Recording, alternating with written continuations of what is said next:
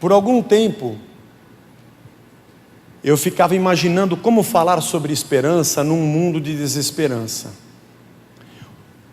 O caminho natural da fé é dizer que essa vida aqui vai ser mudada e você tem que ter esperança que tudo na sua vida vai dar certo. E era muito chocante, porque como é que eu vou dizer uma coisa que a Bíblia não diz? Mas existe sim a esperança. A esperança de que a vida veio e se anunciou a nós. A vida veio e se mostrou a nós em Cristo. E ela nos abraçou. E de que a vida que habita em nós nos moldou e nos transformou. Aliás, a esperança do reino, a esperança do Evangelho me anuncia que somos igreja, comprada pelo seu sangue. E as epístolas do Novo Testamento e as palavras de Jesus e os seus discursos nos ensinam a ser gente diferente, com outra mente e outro coração, que cria um ambiente onde esse reino, ou o prenúncio dele, já pode ser visto. A gente não cria uma bolha dizendo estamos fora desse mundo, não. Daqui a pouco, mais alguns 10 minutos, acaba a nossa reunião, começa o nosso culto lá fora. Porque o nosso culto começa quando acaba essa celebração. É quando a gente vive para a glória de Deus. Não aqui dentro, que aqui dentro é fácil, lá fora. Nossa vida é lá, no meio das pessoas, sendo luz nas trevas e sal no mundo, na esperança de que a vida chegou. Você está feliz?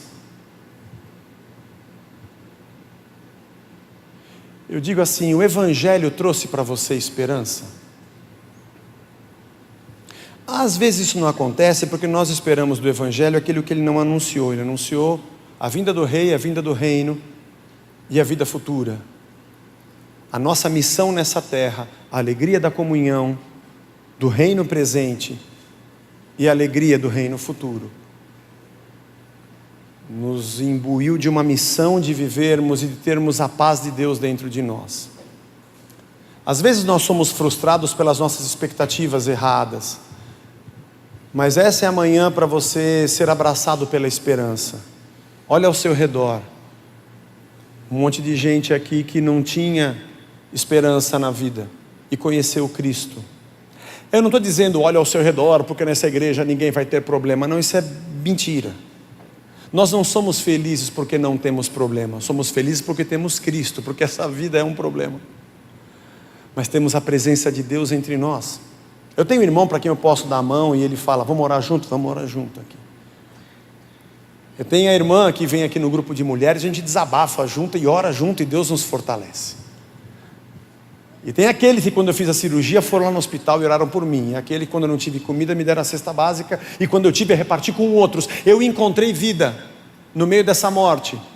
A esperança do Evangelho. Porque o Rei Criador, o primogênito dentre os mortos e o primogênito da criação, aonde tudo se sustenta, apareceu e disse, eu sou a vida.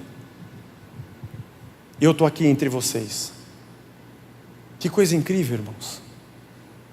Como isso tem moldado nossa cabeça?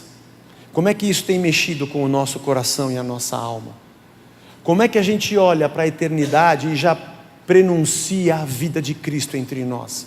Como que a palavra dele tem banhado o nosso pensamento? Como que a comunhão do seu Espírito tem orientado as nossas decisões? Como que a presença dele em nós tem moldado nossos relacionamentos, educação dos nossos filhos? Como é que esse reino começa a ser visto? Como eu disse semana passada, o quanto esse anúncio bateu em mim, eu falei, caramba, agora eu sei que a vida chegou. E ela penetrou em mim e foi arrancando de mim quem eu era e não queria ser. O quanto eu fui dizendo, Senhor, molda a minha vida. O quanto de verdade eu posso dizer, eu encontrei Cristo. Durante todos esses anos da igreja, eu tenho tido a preocupação, eu poderia dizer cirúrgica se eu fosse preciso, não sou, mas eu tento, de desconstruir ideias sobre uma espiritualidade vazia, aonde absolutamente Deus não está. Eu tenho tentado tirar a espuma para dizer: isso aqui, irmão, é só forfé e papagaiada. Eu tenho tentado, ao longo de todos esses anos, desconstruir algumas ideias, a ponto de muitas pessoas acharem que a gente nem era cristão, ou que eu tivesse ficado louco, apesar de que isso é mesmo verdade. Esse ponto acho que a pessoa acabou acertando. Aliás, se falar que algum de nós é louco, acerta, porque normal é que nós não somos mesmo. Mas eu fico pensando,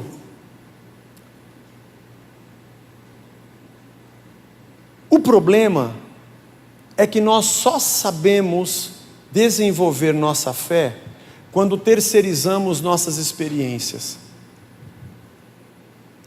A gente não consegue jogar só a água fora da bacia. O bebê vai junto, joga o nenê pela janela junto com a água. Essa nossa jornada no meio do sofrimento, ela faz a gente se encontrar com o que de verdade é. A alegria que Deus nos dá da presença do Evangelho, a esperança do Evangelho descrita por Paulo, se é que a gente permanece nela, ele diz, se é que vocês têm permanecido nela, ela é a razão da gente viver, ela é a razão da nossa adoração. O Evangelho é a coisa mais poderosa desse mundo, guarda isso, mesmo que você não concorde, você precisa concordar, porque o Evangelho de Cristo é o poder de Deus.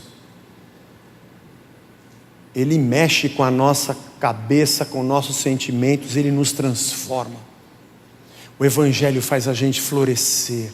O Evangelho arranca de nós o que não somos nós. É você olhar e dizer assim: sem o Evangelho eu era o pior eu que poderia existir. O pior Zé que existia é aquele que não conhecia o Evangelho. E foi dolorido quando o Evangelho foi arrancando de mim algumas cascas, e que foram me deparando com a minha verdade, e era dolorido arrancar. Sai sangue, machuca e dói, em parte porque o nosso ego não quer deixar de ser o que éramos, e não queremos ser moldados por ele. Mas o Evangelho veio para nos agredir, nos tirar do nosso lugar de morte e aparente conforto. Mas a vida de Cristo é linda. Até o dia que a gente partir, vai ser lindo nós continuarmos juntos em comunhão, repartindo nossa vida, repartindo o nosso pão, olhando horizontalmente no olho, sem segundas intenções, amando, procurando uma vida de santificação, porque o amamos, procurando uma vida de novidade, de pensamento, de sentimentos, jogando fora um monte de preconceitos e marcas que a gente carrega, de tudo que aprendemos na vida, para sermos reprogramados pela bondade e pela graça de Deus, e vivermos o Evangelho nesse mundo. Isso é uma coisa linda, irmãos. Mesmo que muita gente não entenda, não importa, isso é lindo. A gente chegar no fim da vida e dizer: combati o bom combate, completei a minha carreira e guardei a fé. Conseguimos. Vivemos o reino no meio da morte, anunciamos, proclamamos. Gente conheceu a Cristo. Enquanto a sua igreja viveu no meio dessa terra, tinha oxigênio. Tem esperança para muitos lares que estão perdidos, para muitas pessoas que estão arrebentadas, desesperadas, abandonadas, rejeitadas, depressivas, como a gente, que às vezes também somos. Há esperança, encontramos o reino, a esperança do Evangelho. E eu não sei o que você pensa, mas a gente está aqui nesse domingo, faz a gente ter esperança. Porque nós estamos aqui por nada. Ninguém é obrigado a estar aqui. A gente está aqui porque o Espírito Santo disse: andem juntos. Tem que fazer isso aqui, vocês topam? Nossa missão, Senhor, é nós. A gente está aqui orando porque a gente quer. Porque o Espírito Santo fez algo em nós. Por mais que nós tenhamos decepção com a igreja ou com o sistema religioso, chega o domingo, você fala: preciso procurar meus irmãos. Eu não sou dessa terra. Eu não sou daqui. Eu sou de um outro planeta. Só que a gente vive aquela coisa de, mas eu também sou daqui, eu quero viver aqui, mas eu quero, Deus está bom lá, mas não, irmão, mergulha, fala: eu quero o Evangelho de Cristo, eu quero viver da esperança do Evangelho, eu quero ter o real motivo de se viver, ter encontrado a vida que é Cristo. Vamos de verdade ser cristãos, vamos ser crente mesmo, falar: eu quero mais de Ti, Senhor.